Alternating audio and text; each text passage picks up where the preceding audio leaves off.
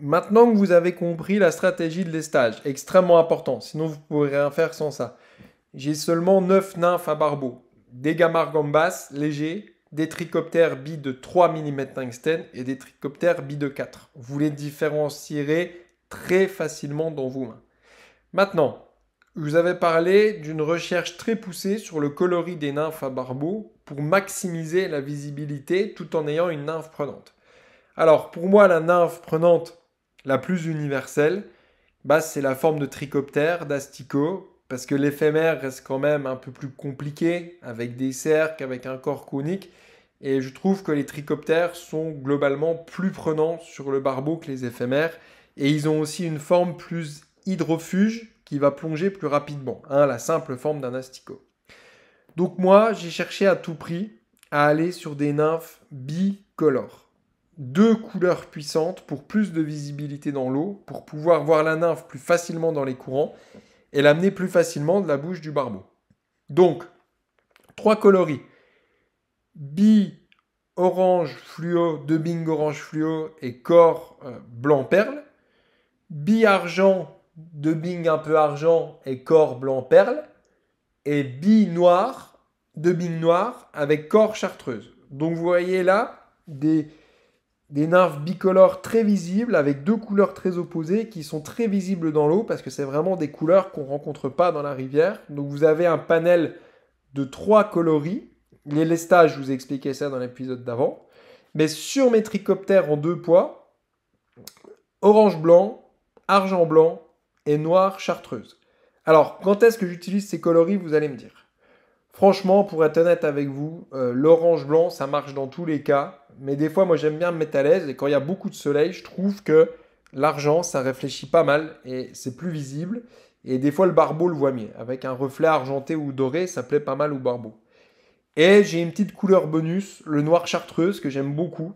Parce qu'il y a beaucoup de nymphes de rhiacophiles qui ont cette couleur un peu chartreuse. Et dans les ambiances un peu algueuses avec des herbiers, j'aime bien utiliser cette nymphe à la tête noire ou aussi dans les eaux très claires avec le corps chartreuse. Voilà mes trois nymphes que j'adore. Et vous verrez sur le site, ou vous pouvez aller voir sur Facebook ou Instagram, le détail de ces nymphes. Elles ont vraiment un corps iridescent, un peu tressé comme ça. Et j'adore le rendu de ces nymphes. Et j'adore les hameçons sur lesquels ils ont monté. C'est des cordas curve shank qui ont une forme et une ouverture et une force de fer et un piquant fantastique. Donc c'est vraiment des nymphes que j'adore monter. Là, j'adore. C'est vraiment mes nymphes préférées à monter du moment. Voilà pour les coloris des trichoptères. Simple, bicolore, pétant, visible, flashy. Maintenant pour ce qui est des gamarres.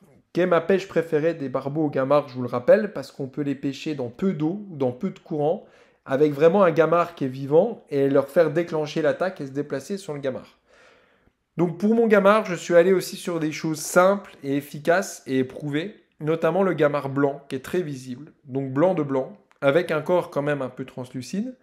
Le gamard orange qui est également très visible dans des conditions plus sombres. Et un gamard bonus, ce que j'appelle le gamard pistache, qui est un peu un gamard herbeux, quoi. Un gamard qu'on va trouver dans les herbiers avec une couleur olive assez claire, mais un peu coloris pistache, comme ça. Donc ça, c'est mon petit gamard bonus que j'aime bien aussi provoquer les barbeaux en eau cristalline avec ce gamard. Et en attendant, toutes ces nymphes à barbeaux sont des excellentes nymphes à salmonidés faciles. C'est-à-dire que si vous allez en Autriche, en Laponie, en Norvège, en Mongolie, au fin fond des USA, vous pourrez utiliser toute cette gamme de nymphes à barbeaux assez brutales sur des gros poissons puissants ou en Alaska, au Kamchatka, puisqu'en plus ils sont montés sur des hameçons extra solides, à savoir hameçons à carpe.